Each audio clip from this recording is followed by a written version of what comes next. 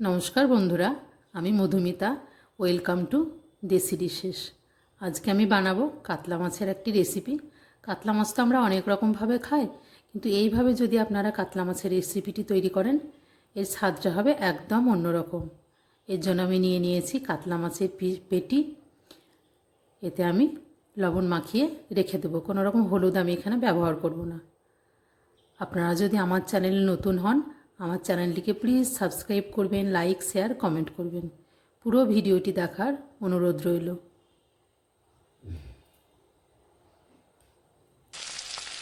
এখানে আমি সাদা তেল নিয়েছি, তেলটা গরম হয়ে গেছে। মাছের পিসগুলো একটু ভালোভাবে ভেজে নেব। খেয়াল রাখতে হবে মাছের পিসগুলো যেন লাল না হয়ে যায়, তাহলে কিন্তু গ্রেভির রঙটা একদম বদলে যাবে, পুড়িয়ে ফেলা যাবে না। মাছগুলোকে হাই হিটে উল্টে পাল্টে ভেজে নেব। খুব তাড়াতাড়ি ভাজা হয়ে যায়। মাছগুলো হয়ে গেছে, আমি তুলে নেব।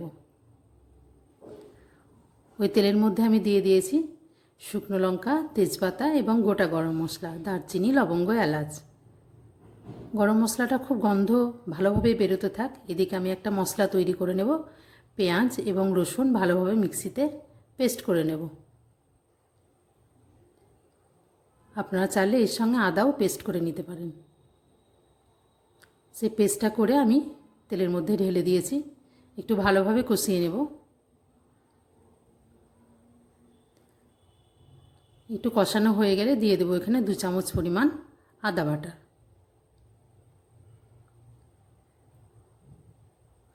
এদিকে আমার আরও একটা মশলা লাগবে, সেই চলুন এই মশলাটা তৈরি করে নিই। এর জন্য আমার লাগবে 5 থেকে 6টা কাজু বাদাম। দিয়ে দেবো আমি 2 চামচ পরিমাণ পোস্ত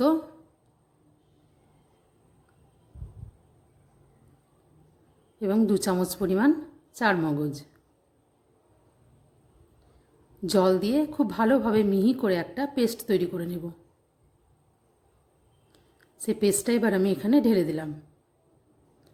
সম্পূর্ণ কাজটাই কিন্তু করতে হবে আঁচটাকে একদম কমিয়ে, তলাটা যেন একদমই ধরে না যায়। যেহেতু এখানে কাজু বাদাম দেয়া আছে, তাই অনবরত এটাকে নাড়তে হবে।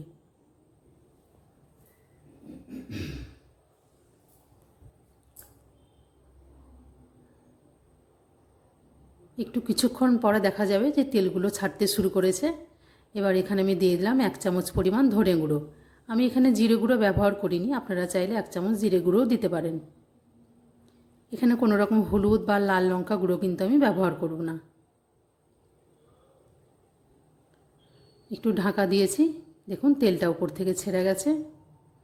এবার আমি এখানে বাকি মশলাগুলোও মিশিয়ে নেব।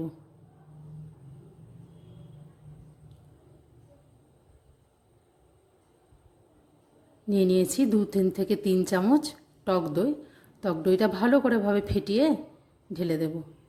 এই সময় আঁচটা কিন্তু একদম লোতে থাকবে। খুব ভালোভাবে টক দইটা মিশিয়ে নেব।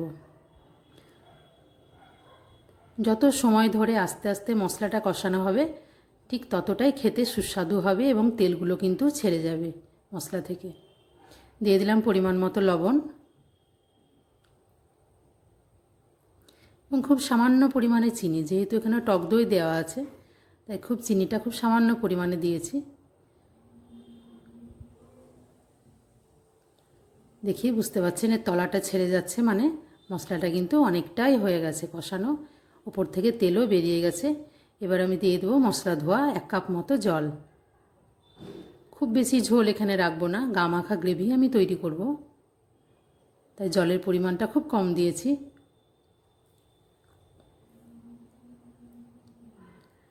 এবার দিয়ে দিলাম ভেজে রাখা মাছগুলো।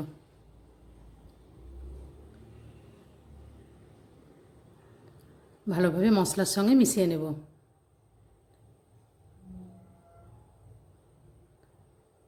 খুব বেশি ফোটানোর দরকার নেই, 1 থেকে 2 মিনিট মতন এটা একটু ঢাকা দিয়ে দেব। দেখুন একদম তেল ছেড়ে গেছে মশলা থেকে, ফুটে গেছে। এবার আমি এটা নামিয়ে নেব। নামিয়ে নেওয়ার পর কিছু আরও যোগ করব। আমি নামিয়ে নিয়েছি। এবার দিয়ে দেবো ওপর থেকে ঘি। আমি যেহেতু গোটা গরম মশলা দিয়েছি তাই আগে থেকে, তাই এখানে আর কোনো রকম গুঁড়ো গরম মশলা দেব না। রান্নাটা আমার পুরো কমপ্লিট। ভিডিওটি দেখার জন্য